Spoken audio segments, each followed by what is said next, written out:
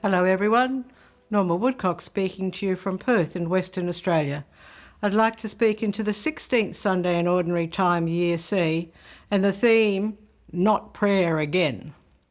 Luke 10:38-42, we hear the story of Martha and Mary, and we know the story well. Martha was a doer, Mary was sitting at the feet of Jesus, and she just wanted to focus on him and pay attention to what he was saying. And we know that we have to have Martha and we have to have Mary within us, and we can't just not do our duties of state and just pray, but there is a balance that needs to be there. And Martha said to Jesus, "Can't you tell her to help me?" And Jesus said, "Martha, Martha, you're busy about many things. Mary has chosen the better part."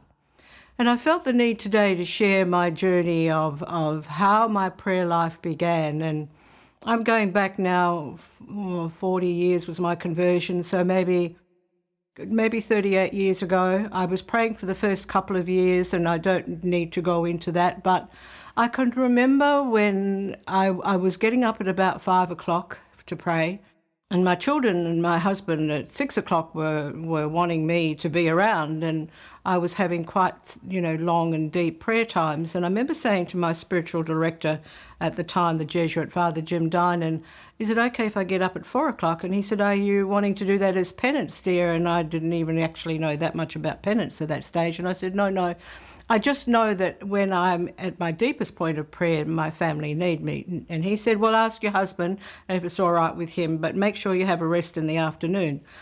Well, I talked to my husband and he sort of, grunted, and that was all right with him, sort of thing. But I remember the first morning I got up to pray, and it was freezing cold, and it was 4 o'clock, and it was winter, and I pushed back the bedclothes and then I pulled them up again. And I thought, if I don't take those bedclothes off and push them back, I'll never do this. And I remember doing it and sitting in the lounge room, and I had the heater on, and I fell asleep. And so then the next morning I got up and I didn't have the heater on, and it was so cold, my nose was running, and I had to make a choice.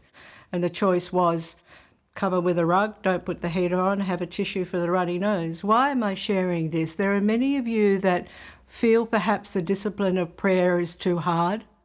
And I want to say to you, the reward is immense.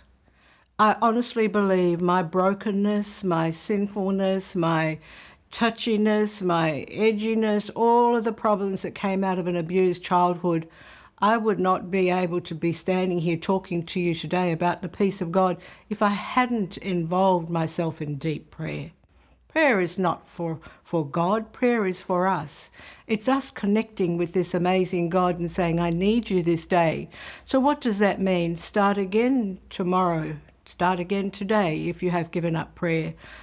How do you pray? There are so many different ways to pray. Google prayer, find out, look at some of the traditions within the church in which you are placed. But to me, it is a coming before God, and it is saying, "I cannot do this day without you." You are a wonderful, loving, giving Father, and I need you to take care of me this day and allow God to transform you through the power of prayer. So yes, the theme is not prayer again, because we hear about it so much, but it is the one thing necessary, I believe, to set you on a path of restoration, resurrection, healing, joy, peace, and happiness. God bless you. If you want to, you can go on my website. I have many resources about prayer, and I've written about prayer. Thank you for listening. Look forward to talking to you again next week. God bless.